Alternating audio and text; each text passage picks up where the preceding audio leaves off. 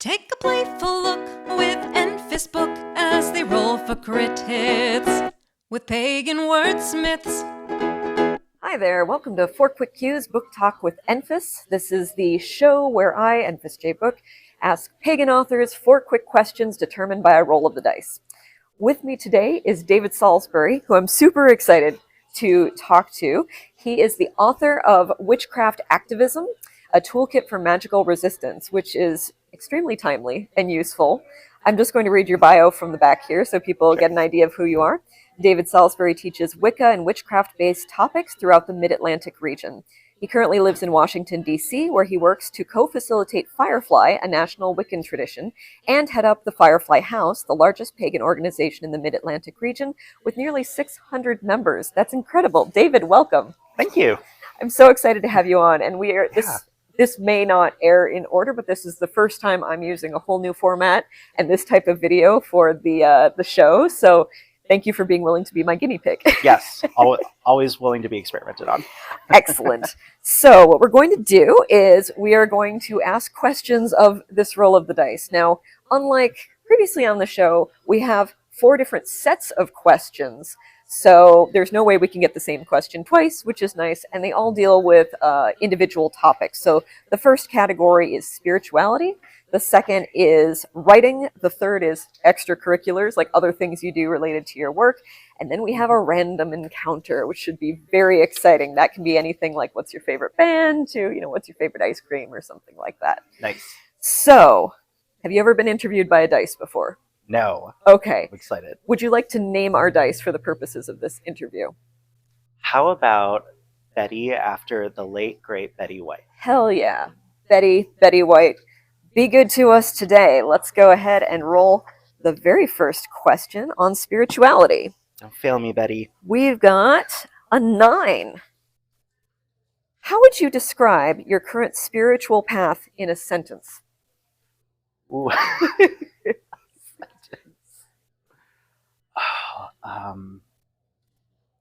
I am resetting and recalibrating by moving into a student space. Awesome. Has that been working out well so far?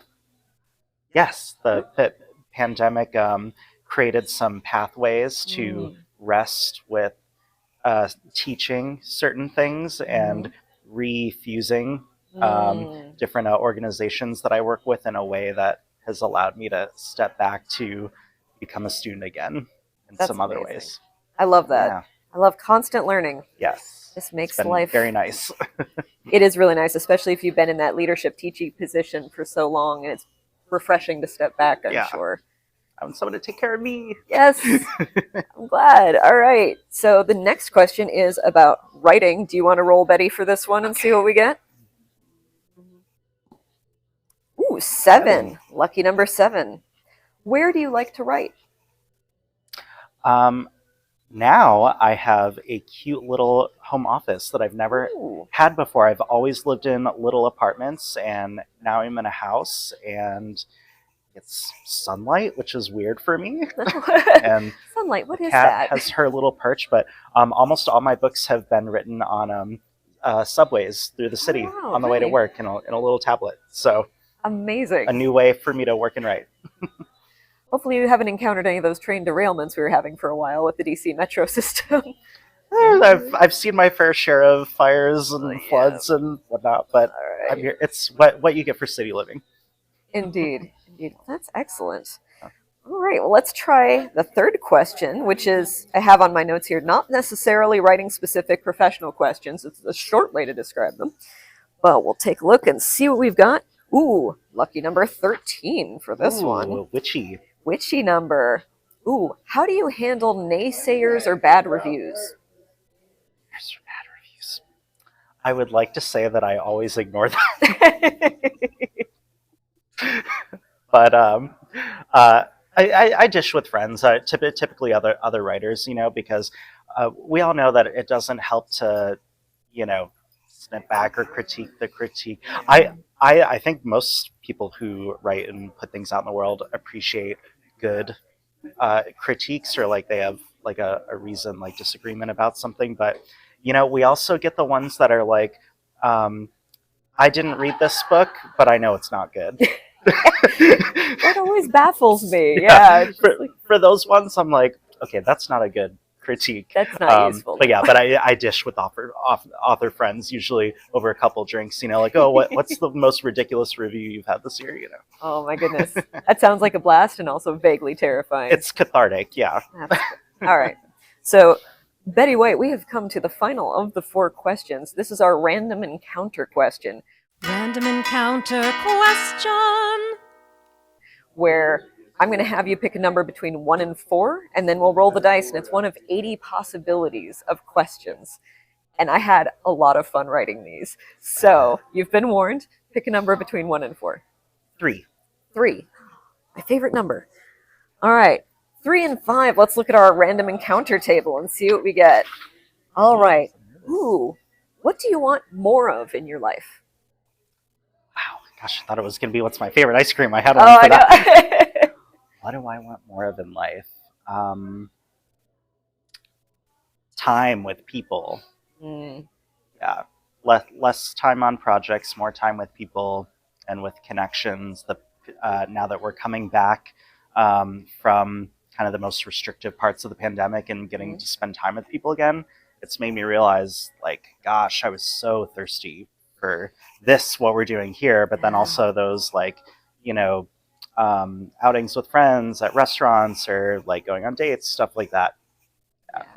Interpersonal time. Yeah, well, we are filming here at ConVocation in Detroit, Michigan, which so far has been absolutely incredible. Yeah. And I'm excited to experience more of the conference and see more people myself. It's just beginning for me. Yeah. So, gosh, thank you so much for chatting with me today, David. This has been great. That was so fun. What would you like to tell folks about something you're most excited about right now? You can certainly talk about the book. If you have any classes or anything coming up, you want to basically pitch away.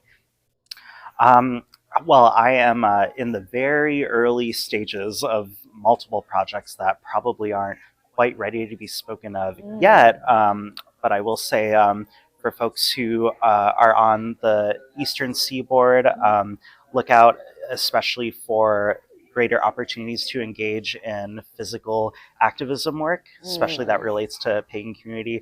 There's a lot of us who do that work in the area, in the DC region, and we're starting to come together to do those physical actions, protests, marches.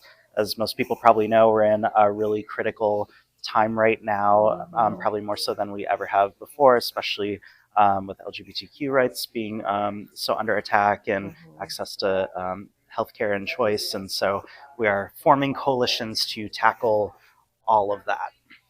Amazing. Such important and needed work. Absolutely. Well, thank you so much. If you, the watcher, the listener, have enjoyed this episode of 4 Quick Cues Book Talk with Enfys, be sure to like, subscribe, leave a review on your favorite podcast or YouTube, however you like to do that, and check out more content at majorarqueerna.com, which is majorarqueerna.com. Whatever time it is where you live, have a fantastic day, and may the dice of fate roll well with you. Thanks for listening to 4 Quick Cues. This is Enfys J. Book again. Tune in next time when you'll hear author Thorne Mooney say, "Somebody please send help."